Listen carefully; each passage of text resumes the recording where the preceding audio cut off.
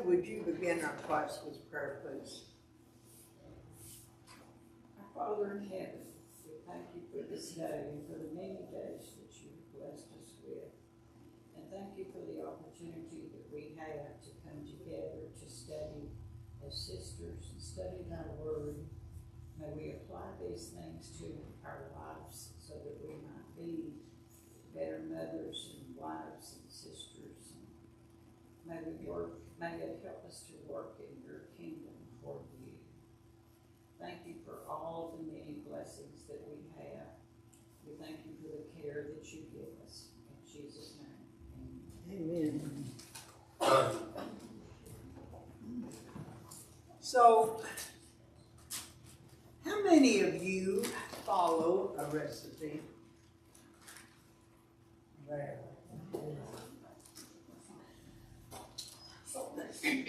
I was thinking about this, and following a recipe, if you see something and here's the recipe for you, and if this is what you want, this is what you do.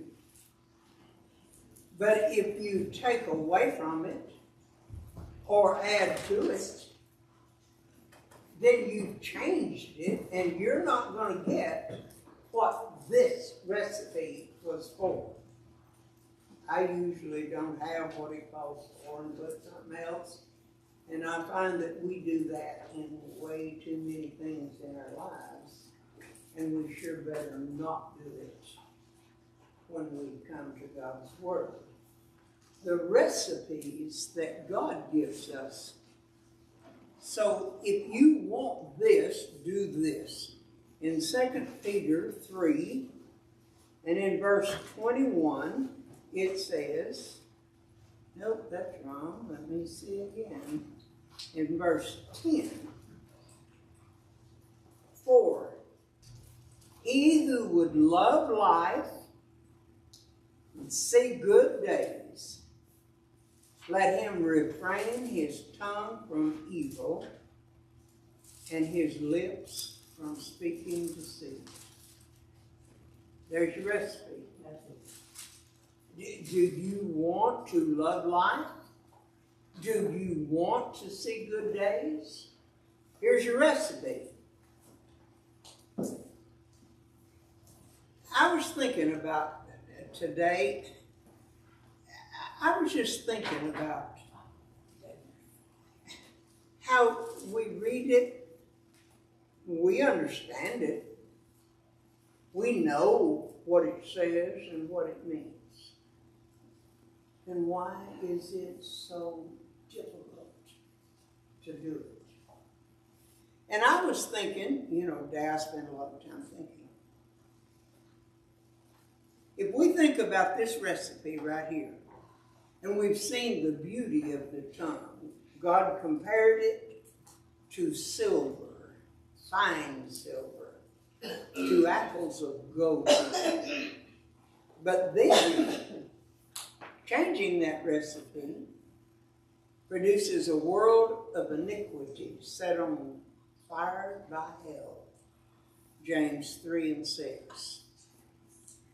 We saw in God's description of the tongue poison gas, burning fire, unruly evil, adder's poison, full of deadly poison, snare of the soul, like a sharp razor, words of wounds. When we think of the bad sins, what we call the bad sins, murder and robbery and adultery and all those things we'd never do, there's not one of them that I can think of that has as many descriptions as the tongue, as many warnings as the tongue. Can you think of a sin that is talked about like this is talked about? I mean, yeah, it says stoned to death or whatever, but it doesn't go on and on with the descriptive terms of the tongue. I don't like this lesson.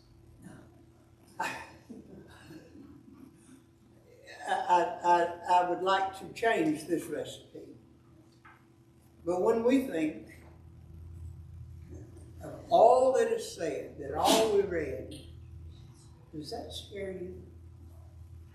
Does it scare you to think that God talks about idle words that we're giving him?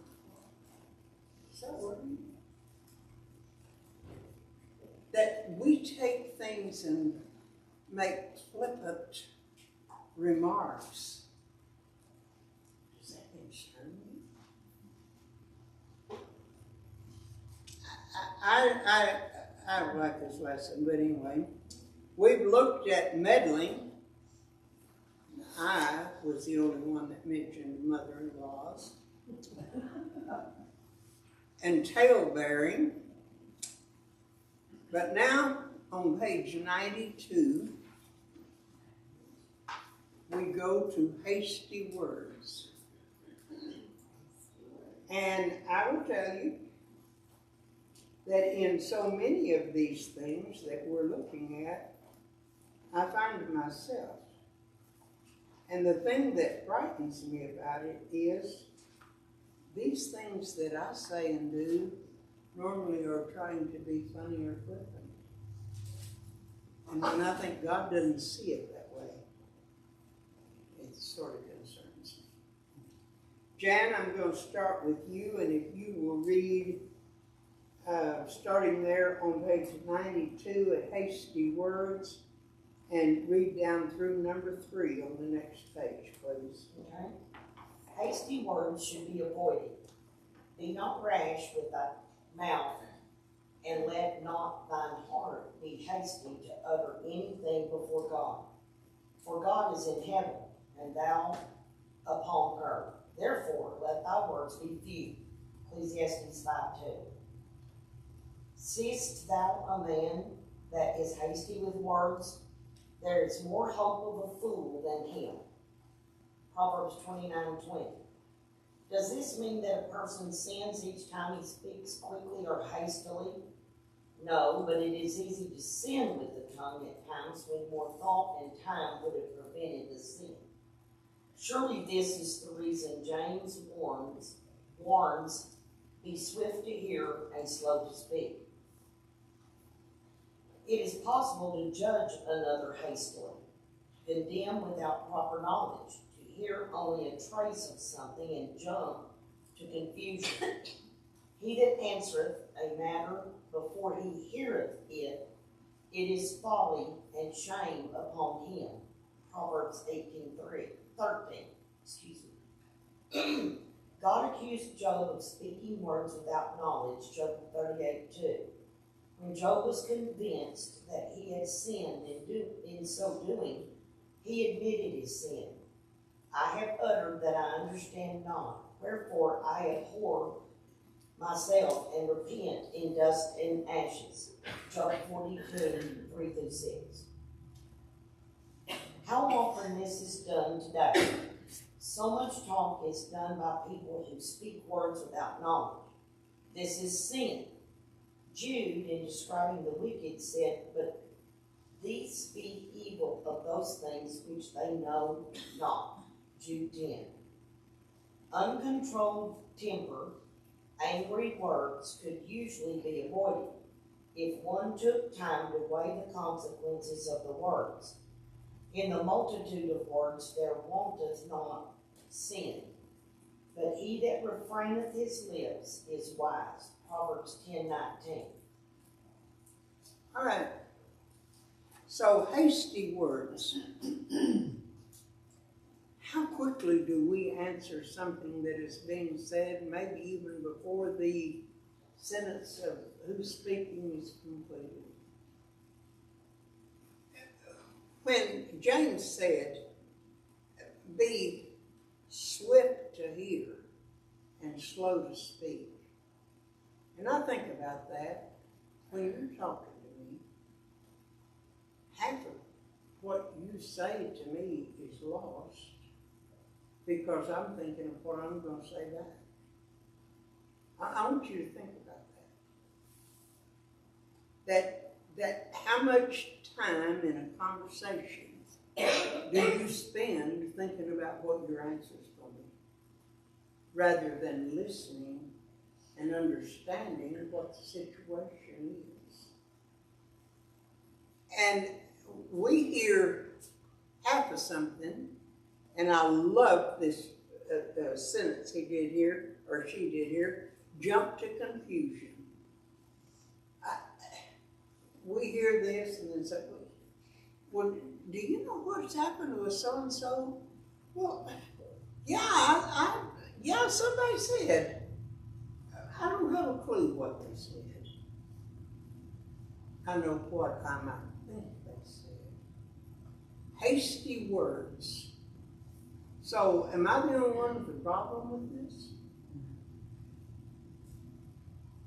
Where do you most see hasty words? What's the situation in which you most often see hasty words? I'm sorry? Absolutely, absolutely. Man, you just started and I'll finish it. You know, we just fall into it and we say, I remember one time when Melissa told me about a couple and she said, did you know that they don't yell at each other? That they just talk. And I'm thinking, I wonder what our children think. She was very little then. How do they see us handle a discussion? How by example are we teaching them how to respond? Am I the only one that has any thoughts on this, Anita? I'm even on the last. I know it, and behind Betty, but I can still see this. Well, you know, not only what your words might say, but your actions as they're saying it.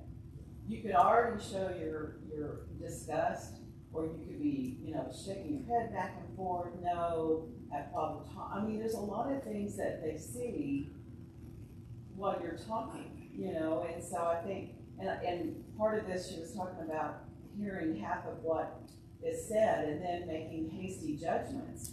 You know, 50% of Hallmark movies are like that, you know, that they hear half of what was said and they didn't hear all of it, and so then they break up and, you know, 5 minutes before it ends, they're taking stuff together. Oh man, I missed that. Yeah. But I'm just saying, you know, that happens so often. Even with Gemini, I mean, true confession, he'll say something and I make a hasty judgment, or vice versa. It's just, it can happen. You just gotta slow down. It's that there's a time to be silent and a time to speak. And there is this thing also. I will tell you that a casual thing can be said, not in an argument, not in anything, just an offhand remark, and someone take it the wrong way, and suddenly they're thinking, well, why did she say that to me? What did she mean? What? When it was nothing. It was nothing. I think about these little feelings that we wear, you know, don't come near my little feelings or I'm going to be offended. And I'm not going to tell you, I'm going to tell Joy and Laura. And I'm telling you, ladies, our souls depend on us getting a handle on this. Laura. You know, one thing that I've had as a mom have to be so mindful of is my children pick up what I say. And so Evie's picked up this little saying, I was talking more about today. She says a bit all the time. The last 2 weeks, she's picked it up. She says it about everything. And I said, oh, I wonder where she got that. Because she picked it up from someone. in the same way that if I'm with my best friend all the time, you know, we pick up different things that we say, and our words just every day are so influential on the people around us when we don't even realize it. And so that's something as kids that I've had to be very mindful of with kids. Yeah, you know, I think about people that I know that are gentle people. They speak softly, they speak wisely, they don't, I'm not that person I want to be.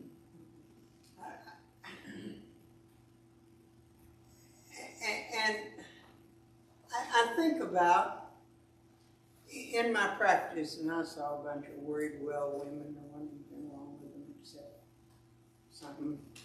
And it was always that somebody had said something that now there was a thing throughout either the group of friends or the family or the organization or whatever over some careless words that were spoken. And I wonder how many times mine. I'll never tell you what I said, but my son called me down last night for a remark on me. Just. And so this lesson, I don't like it, because this lesson speaks to us. And then I just thought about this on number 3, where it's talking, number 2, where it's talking about speaking without knowledge. And I was just thinking to myself, when was the last time that I know of that I did that? And somebody said, well, that's not how it is at all. But I was pretty sure it was. I knew all about it. And I had it completely wrong. I remember a case, and I'll involve Julie Jean in this because she was involved too. And so we were judging the age of a person, and we were commenting on why this person at this age was sitting with the college kids and this and that, and we had 2 or 3 little things to say. And so then I said something to Natasha about it. She said, what are you talking about? She's a freshman in college. She's a teenager. I don't know where we got the idea, but we had it. I'm just saying, you jump to confusion. Well, not only in your spoken word, but in your texting. It can also just as easily be, you know, A, you fire off something and then you can't take it back. Or B, you cannot read a person's inflection, you cannot read a person's emotion in a text that they send. And sometimes that also can be hasty. If I don't put 5 exclamation marks behind a text to JD, she says, what is wrong with you? I'm like, nothing's wrong with me. I just forgot to put the exclamation mark. But we can't read into those type things, you know, because we don't know people's emotions where they are. I mean, and you can just as easily type a hasty word as you can speak a hasty word. Absolutely, absolutely. I don't know exactly where this is going to fit in. I feel like we might have gone a little bit farther. Also, kind of like in an argument, it's kind of like if you're sensitive about something, you're just like waiting to hear a trigger word or whatever, the thing that you're like been stewing about. And as soon as somebody says that, it's like you stop listening completely. And then you find that you have a lot of things to say about it because that's all you've been thinking about. When like if somebody like offended you earlier in the day or something, you know, you have a lot of time to think about it. It's like a couple things. Like I'm like, why do you spend so much time, you know, being hurt over something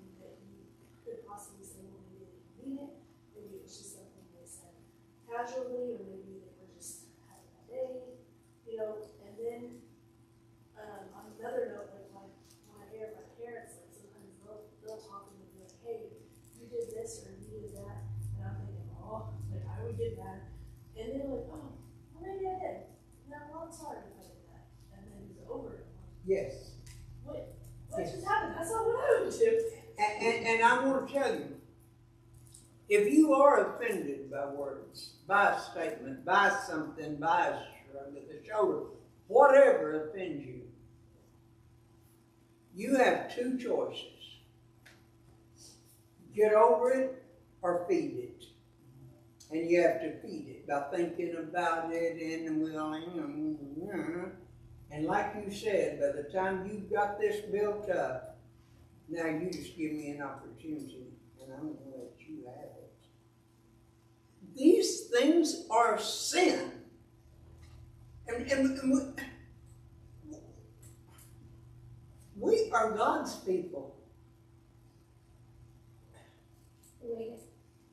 It's also as our responsibility, as maybe you offended me like you do sometimes, you know. But anyway, is to go to you. Did you really mean it this way or that way? Or this is how I took it. Is that what you meant? And I will tell you, I have. That is one thing I have. If you say something that bothers me, I will guarantee you I am going, aren't I, Joy? I am going to come to you and I'm going to say, what did you mean by that?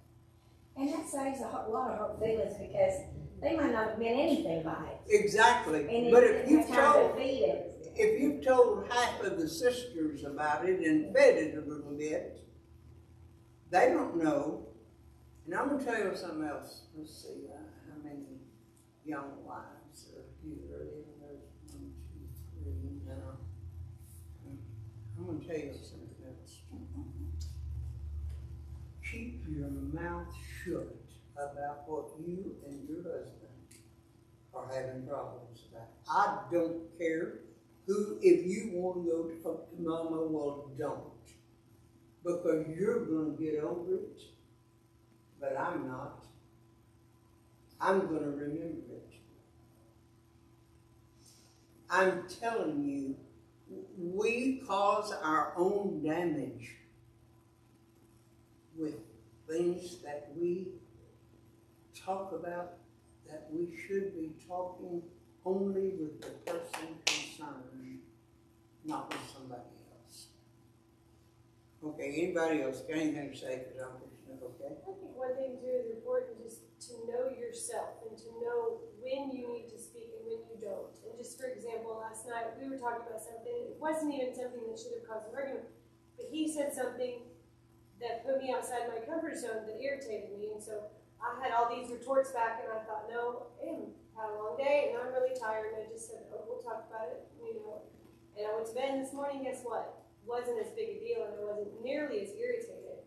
But my initial reaction was to throw out a bunch of stuff that would have caused, you know, discomfort. And it just, and so being open and honest enough with myself to tell myself last night, you're in a bad mood, this is not how it needs to be handled. But that's hard sometimes to tell yourself. It's very hard. We're the ones that's hard to control. We're the ones. And I'm going to say this before we move on. I'm going to say this. I cannot tell you how many sessions that I have listened to someone tell me something that was said to them as a child that they never, ever got over. Things that hurt, that they carried with them for the rest of their lives. I have a grandson, 41 years old, and how often he says to me, you know, Grandma, they told me something that was said to him as a kid.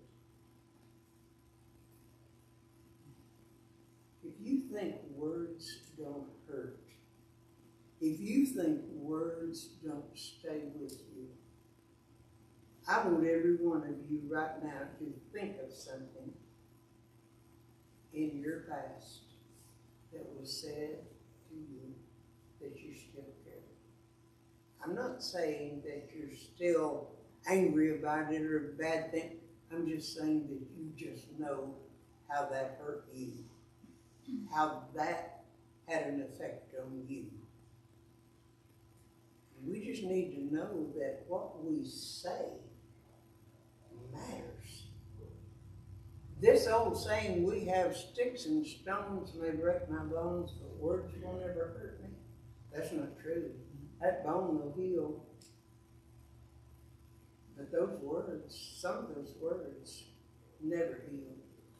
You just think about it, maybe with a spouse or with a brother or a sister or a parent or something that still comes to your mind when you were hurt.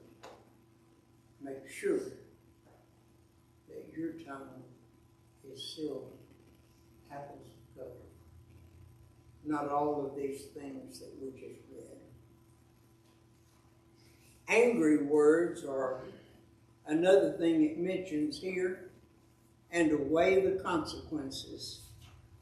And I am just saying that sometimes an argument not settled has lifetime results. We need to realize the consequences, not just in this life, but the consequences to our soul. This lesson is hard. This lesson is hard. Because when we can sit here all day and say, well, I don't drink and I don't cuss and I don't and I don't. What do you do? And this applies to us. So Betty, whether you like it or not, you're going to have to be nice with you. Well, that's just, I'm going home. You're talking to the young wives. I'm just saying, when you get older and you have something you want to say to your husband, you say, oh, let's just sleep on it, then you don't even remember it. So, there are good things to look forward to. Like, what in the world was I mad about? I was like, I know. I wish I could remember, because it was a good man. I know. That's why you really had a good talking to you. Write it down. I'll make a pad and pencil on my pad. Thank you, Anita. That was a good answer to that. And also, it's not how we, it's not always the things that we say. It's how we take things that are said to us. I know. And my grandmother, and I loved her dearly, but there were two little older women that went to church with us, and they criticized the young girls all of the time. And it didn't matter what we did. But grandmother used to say, she'd go around and hug all the girls, consider the source and let it go. Good advice. Good advice. Yeah, that was the other side of this. Remember, what Joy mentioned was, it's not what is said to you as much as how you receive it, what you do with it. And if you have that little trick of the fence, say, I'm not sure I understand why you're saying that to me. I'm not sure I understand what I did. I'm not sure what you mean. Because usually, nothing. They meant nothing. I mean, we're just so quick to take offense. Do you want to read, Karen? Sure. You can read, okay. You can read, okay. Start there with the line originated and read the rest of the page, please. Yes, ma'am. John 8:44. Was that John? Yes. Okay. And is one of the many the Lord hates. Many things the Lord hates. Proverbs 6:16 through 19. Yet we are living in the age when many feel perfectly free to tell that which benefits their purpose at the time, with no thought regarding its truthfulness. Perhaps they have forgotten that all liars shall have their part in the lake which burneth with fire and brimstone. Revelations 21:8. Profanity has become so common that many people cannot carry on a conversation without misusing the name of God. Profanity means a lack of proper regard for things sacred. For instance, Esau profaned his birthright. Hebrews 12:13. That is, he lightly esteemed that which was sacred and holy. Profanity is a feeling in the heart. Taking the name of God in vain is but evidence of it. It is proof that a person does not revere God. If he did, he would never take God's name in vain. For example, a person who loves his mother would never flippantly use her name in vain or violate the condition of the heart, but violates a heart command. Exodus 27. And Exodus 27 says, "You shall not take the name of the Lord your God in vain, for the Lord will not hold him guiltless who takes his name in vain." And I'm going to ask Jan. Jan, what do you do in school where these kids just talk every way? You know, I was just thinking about that specifically because that 10 weeks that I was filling in, there was a boy in one of the classes. I bet you if he said it once, he said it 10 times every day when I had him, he'd say, "Oh my gee." And finally, he had done it so many times one day, and I just tried to ignore it, and finally one day I guess my nerves were on edge, and I called him up and I said, "Would you please stop saying that?" And he was dumbfounded. He didn't have a clue that that wasn't okay. Why? I said, "You keep saying this." And I said, "It offends me because I love my God. And if I'm going to say that, what you're saying, I'm calling out to him in praise or in anguish, not just flippantly, casually using that." Well, you know, that's what he hears every day at home, all the time. But he I don't remember if it completely stopped, but it did lessen anyway. And then the other thing that I thought about when we were talking about all this was kids lying. I mean, they don't have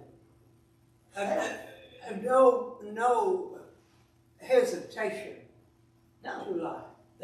I've just finished something in the last 2 days for a teacher, and they had something they were to complete on paper and turn it in. All they had to do was write down 5 facts from what they studied in the seesaw activity they did on their iPad.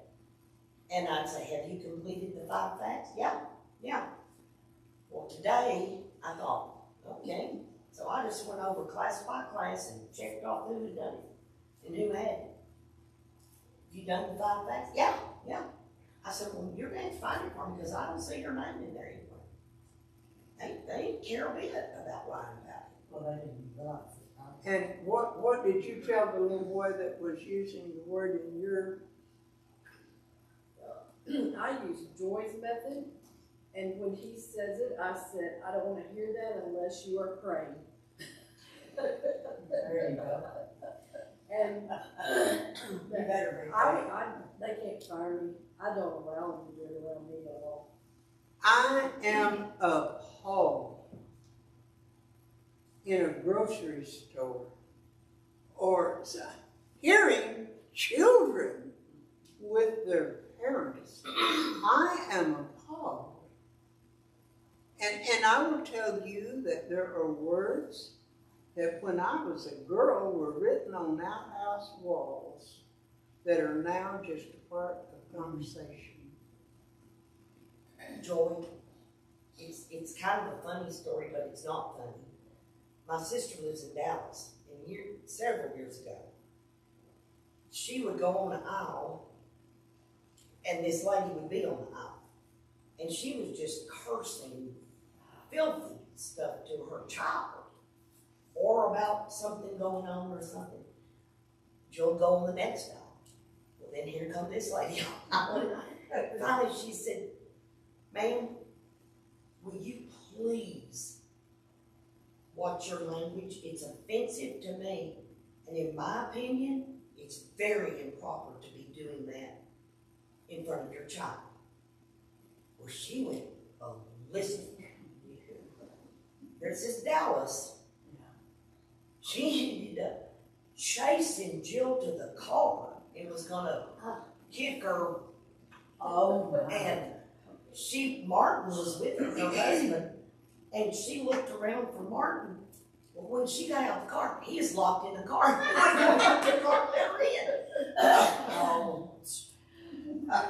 But she confronted that lady, and it nearly cost her a bruise or two. Well, I will tell you, I don't know of anything as appalling to me as the language. We were kind of the same similar story. We were on a cruise, and I heard a door open, and the man coming out was just stringing all kinds of stuff, and I whirled around to tell him, please, we have children present, if you could please watch that. And he's saying it to his 4-year-old, and had 2 or 3 children coming out the door with him, and he was addressing them.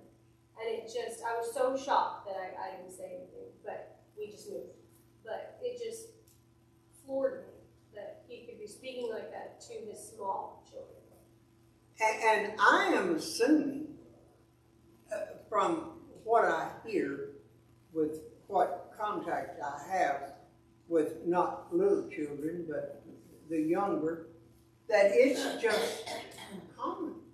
It's just common in their conversation. It isn't, it's as though it's nothing. You know, we don't, when Jim got up there to teach his very first class, he would go in there and tell them, I am a Christian, and I will not allow profanity. And, you know, the public schools can't really necessarily get away with this, but he did. And he said, I will not allow profanity. I will not allow profanity on your clothes. If you have something, wear a shirt over it, because I will not have that in my classroom. So he was able to control his class by that way. And I know Maya hears it all the time because the professors, you know, there's a lot of professors that do that. And he had a Baptist preacher call him one night and said, all of my students that have had you have told me what you have said. He said, and they all have respected you. And he very rarely had any problems. I mean, he had drunks in his classes, but that's a whole other story. But, you know, it's just, they respected him because he stood up for what he believed at the very beginning. And he did kick people out. And they came back and apologized.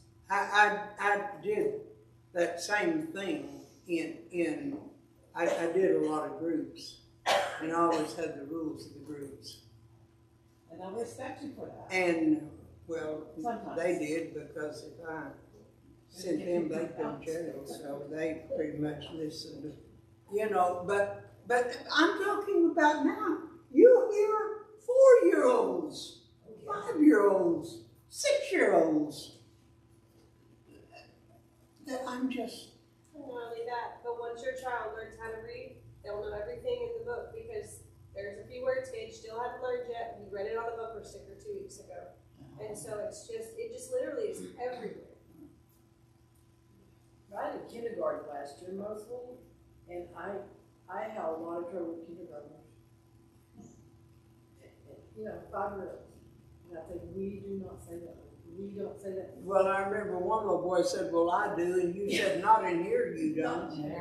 You know? Well, And then at work, I deal with it every day. Because they're college kids and they think they know everything. I can imagine. And I can imagine. I told them one day, I said, I do not want to hear it, our customers do not want to hear it. Do not talk like that. And, well, so-and-so does. I said, when I'm in this restaurant, don't you talk like that. And most of them don't. And if they forget, then I've had several come and apologize. And I said, don't apologize to me. God heard you. You know, you knew it was wrong. I used to, when I taught full-time, I used to always say, we don't use that language here. Yeah. Because you can't condemn their parent. And get by with it, yeah. Well, and there's one funny thing about Riley. He was told he could not say, you know, well, there are several songs that we sing that have that in the song. And one day at church, Riley started crying. He was little. And he said, Nana, I can't sing that song. That's ugly. I can't sing that song.